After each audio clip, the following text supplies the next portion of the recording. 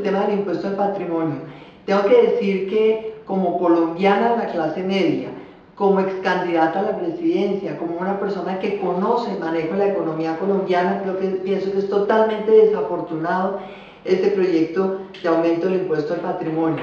Cuando yo fui ministra de la Defensa en el gobierno de Álvaro Uribe, creamos este impuesto por una sola vez, por una razón, porque en este momento casi que duplicamos el tamaño del pie de fuerza. Teníamos un pie de fuerza de cerca de 150.000 personas y lo subimos prácticamente a 300.000 personas. Pero la verdad es que hoy vemos que el aumento del pie de fuerza ha sido muy poco significativo en los últimos años y sin embargo no solo se ha mantenido el impuesto al patrimonio, sino ahora nos están diciendo que lo van a subir. Y lo peor es que vemos unos mensajes totalmente erráticos, contradictorios muchas veces por parte del gobierno del presidente Santos. Considero que la clase media colombiana no puede seguir siendo ese bolsillo sin fondo del gobierno nacional. Es inaceptable que un gobierno que ha tenido un aumento en la nómina oficial, 18.000 personas han aumentado en la nómina oficial en el gobierno del presidente Santos, un gobierno que se ha gastado la cantidad de plata que se ha gastado en publicidad oficial en la época de la campaña, 2 billones de pesos, a estas alturas nos digan que hay que seguir aumentando los impuestos para la clase media colombiana. Ese impuesto no es legítimo, ese impuesto no tiene presentación, pero en síntesis yo diría, aquí vemos improvisación, falta de planeación, falta de coordinación al interior del gobierno y realmente todo esto sí genera una profunda preocupación sobre el manejo de las finanzas públicas y el impacto para la clase media colombiana. Es muy importante que Colombia en la extradición encuentre un instrumento de cooperación internacional que nos permita a nosotros cooperar con la fiscalía de otros países, que permita que ellos nos den cooperación a nosotros para mejorar también la calidad de nuestras investigaciones. Pero lo que es totalmente inaceptable es esto que acaba de suceder con un carpintero en San Vicente de Caguán, el señor Ariel Martínez.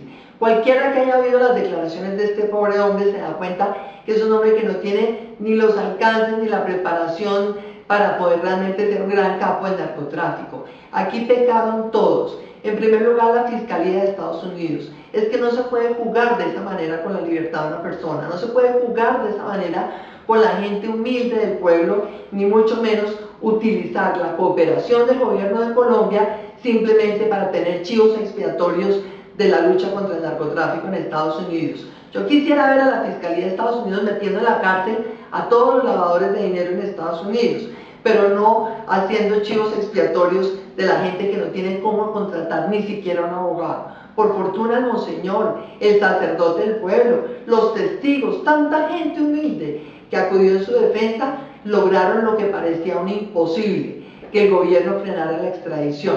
Pero aquí quedan muchas lecciones.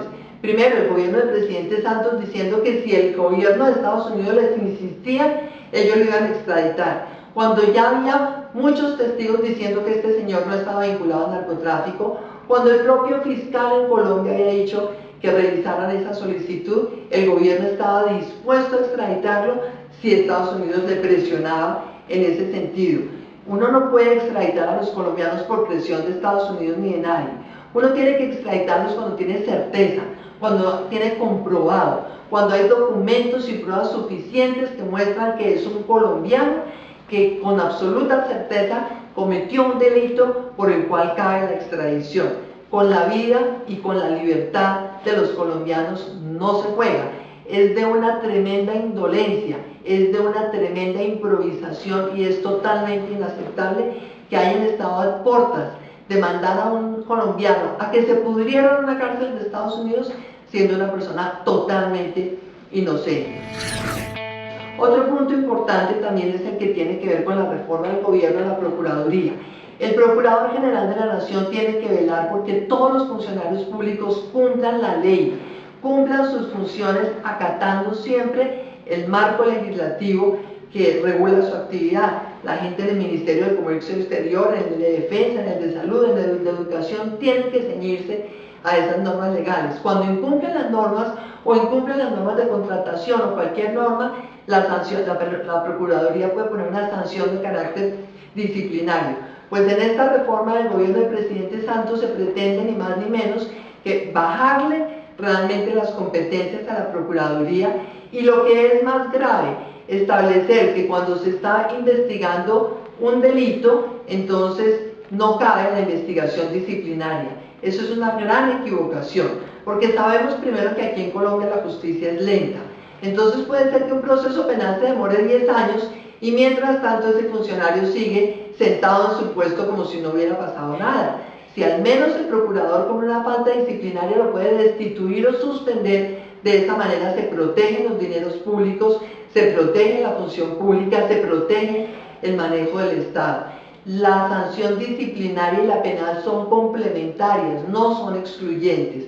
Deja un muy mal sabor que el gobierno quiera bajar el nivel del control disciplinario en Colombia, y peor sabor deja el que el presidente Santos quiera designar al procurador, porque ahí sí, como dice coloquialmente el dicho, al gato ¿quién lo ronda? Pues es que resulta que si el procurador es el encargado de vigilar al Ejecutivo, a todos los funcionarios del gobierno, y le quitan entonces esa función, ¿quién va a velar por los intereses de los colombianos? Por último, el Partido Conservador. Hemos seguido trabajando muy duro durante estas semanas en procurar realmente que nuestro partido muestre que sí se puede hacer política limpia, transparente, con programas, con proyectos que le sirvan a la gente. Yo me siento felicísima de haber logrado entre todos nosotros que llegara a la presidencia del partido David Bardil, un hombre joven, un representante de la Cámara, dinámico, una mujer como Ángela Ospina de vicepresidenta. Estamos trabajando cosas maravillosas, un plan estratégico para el partido, la política de servicio, que la política de ideas, que la política para mejorar el funcionamiento del Estado. Esta es la política buena que queremos para que todos los jóvenes colombianos se interesen en la política y se interesen en participar ellos directamente en el manejo de los destinos de nuestro país.